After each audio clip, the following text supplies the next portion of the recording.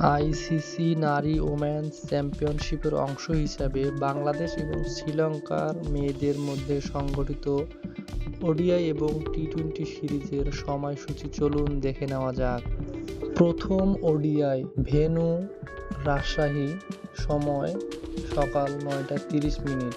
দ্বিতীয় ODI 22 April, সময় 9টা 30 minute, venue Rajshahi. তৃতীয় এবং শেষ ওডিআই 25 এপ্রিল, সময় 9টা 30 minute, venue Rajshahi. ODI series শেষ হওয়া মাত্রই তারা আবার মোকাবেলা করতে যাবে টি-টোয়েন্টি সিরিজের।